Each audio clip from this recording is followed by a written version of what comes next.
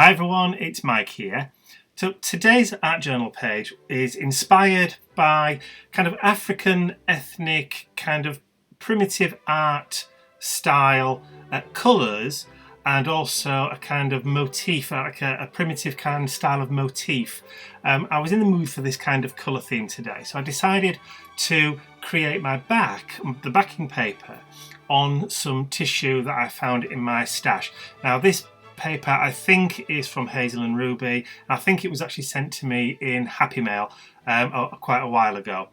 But because I've separated it from everything else, I'm afraid I can't remember who I received it from. So as you can see, I'm using my brayer and I'm adding acrylic paint onto my craft mat, and then I'm adding the paint on the brayer directly onto the tissue paper. Now, because acrylic paint dries very, very quickly when it's applied in very thin amounts like this, I'm making sure that I clean my brayer almost immediately or straight away after using it to make sure that it doesn't set and dry actually on the rubber of the roller. This isn't much of a problem for us here in the UK because we don't get very dry, humid weather. But I should imagine if you're in one of the lovely desert regions of Australia or Arizona or somewhere like that, that it would cause a few problems. So the best thing to do is to clean off your roller between applications as soon as you possibly can. I've added yellow ochre, I've added green, now it's time for some red tone. So this is the Rose Madder acrylic paint. I'm not using a lot of this because I only want accents of it. Now I will add more colour over the top of this. I will come back and add some more yellow. I will come back and add some more green. I will do, to and fro a little bit until I'm happy with the colour balance on that tissue paper.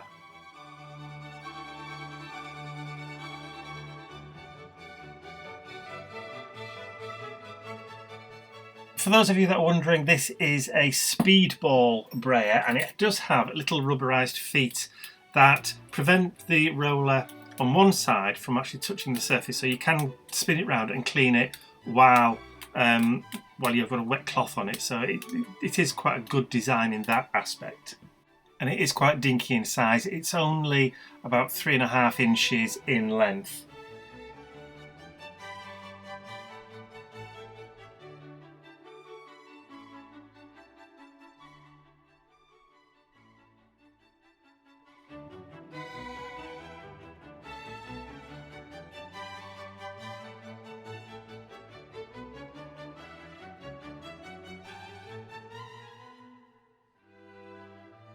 So as I said, I'm going to bring back the yellow. Actually, it isn't yellow ochre, it's the cadmium yellow deep.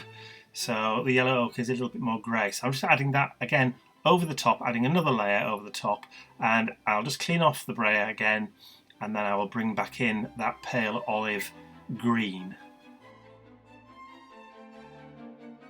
Creating your own backing paper like this, if you don't have a jelly plate, is really quite therapeutic. Watching all the layers come together and build up one after the other is just so cathartic. It's a very, very relaxing pastime.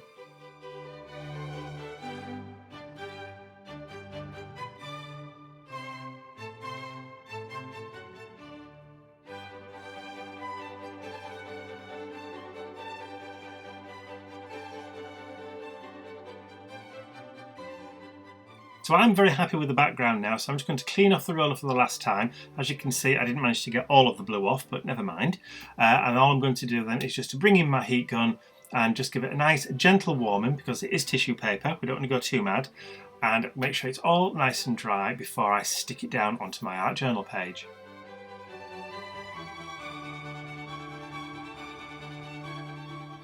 So it's all very nice and dry now, so all I'm going to do is to bring in my 8" by 8" art journal page, and using the matte collage PAUGE from Tracy Bautista, I'm just going to cover the entire thing with that collage PAUGE, the matte medium, and then stick my tissue paper down. Now I didn't clean my brush properly, as you can see, but that doesn't matter because I am going to be covering it over.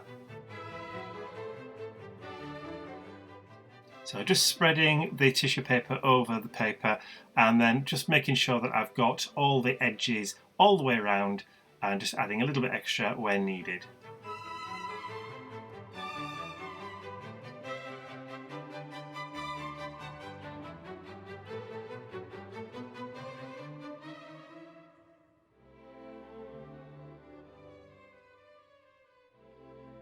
So I've just added a big glob of the matte medium onto the surface, and I'm just going all over the page now just to seal it and make sure that all of that lovely gel medium has soaked through the tissue paper and everything is truly stuck down.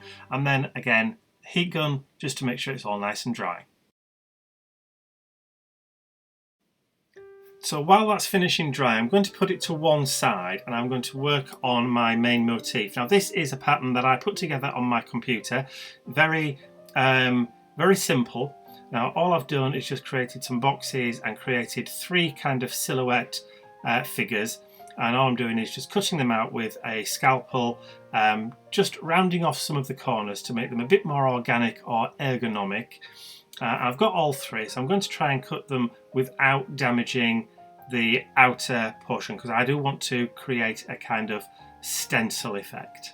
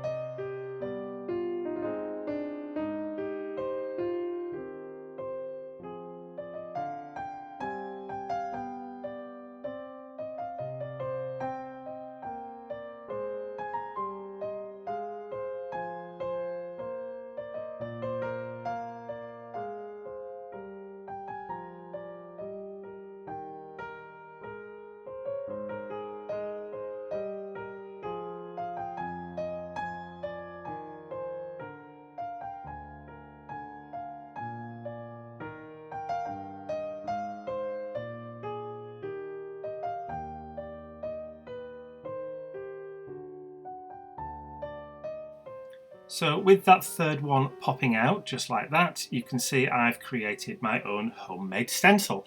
I've also got the 3 pieces that I can use as a mask at a later date, but today I'm going to stick with the homemade stencil. And as you can see, I'm just placing it over my page just to make sure that I've got the right size that I need.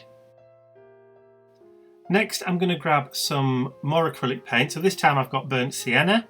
I've also got some titanium white, and I'm also going to grab some of that cadmium yellow deep. Oh, actually no, yellow ochre. Sorry, I do apologise. And I'm going to mix all 3 together. Now this gives me a lighter, warmer brown colour. So I'm just going to mix them on my craft mat and then grab a cosmetic sponge, and then I'm going to sponge through my homemade stencil.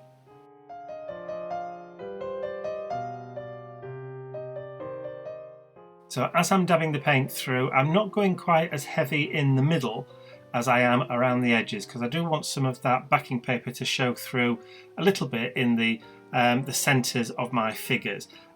If you get too much on, before it dries, all you have to do is just to give it a little bit of a wipe with a baby wipe or just with the cloth, just to remove any excess, just to even it out the way you want it to. So as you can see here, I've just added a little bit of water to another cosmetic sponge, and I'm just removing a little bit of that paint to reveal a little bit more of that pattern from underneath the brown.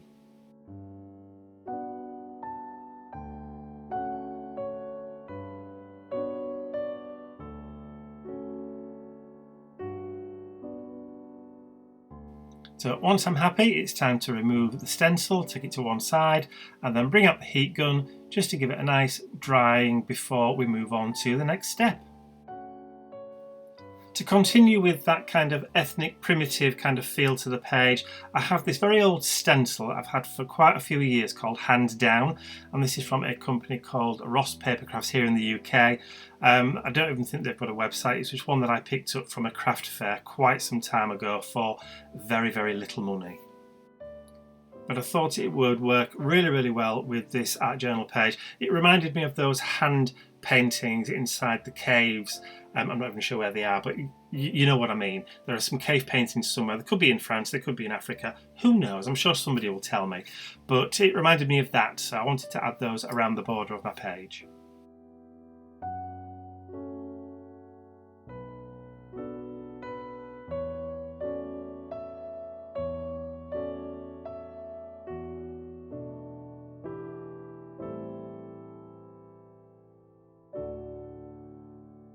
So happy with those now. I did think about adding some more in red paint but decided against it. So I'm now going to dry it off and then move on to my next step. So I'm having a little bit of a tidy up and a clean up, as I usually do.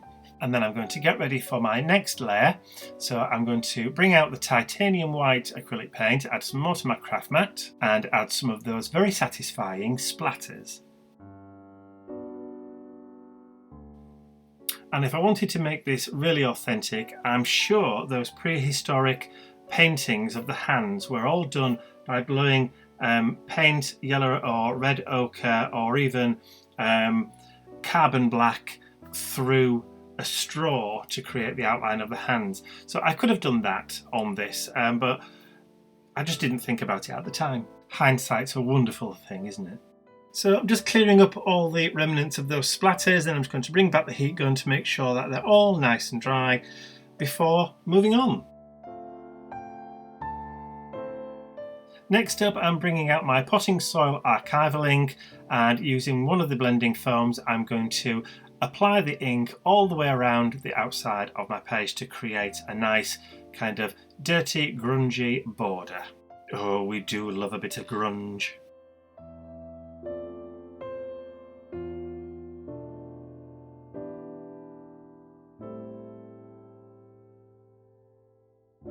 So next, out come the Chit Chat stickers, and I'm just going to pull out 3 words that I'm going to stick 1 word on each of the 3 of my figures.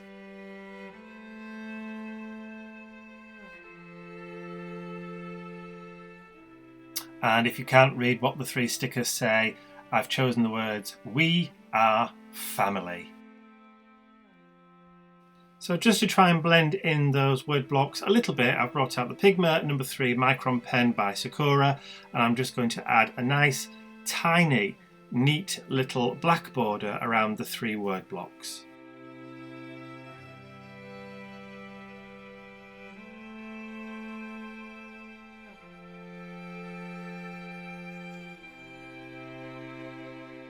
So that's all 3 with their little black borders.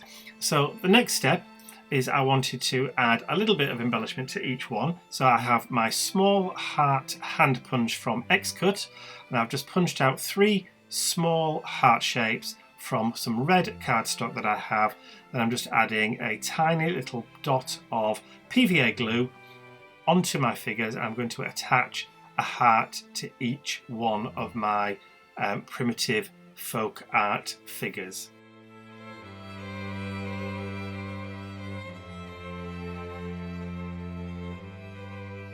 And then I think I'm just about done. I don't think I want to do any more to this page. So all I'm going to do now is to bring out my date stamp and just use the same Pigma pen just to sign it. And then using the date stamp, I'm going to just stamp it with the date of the creation of the page. And then we're going to call this page done.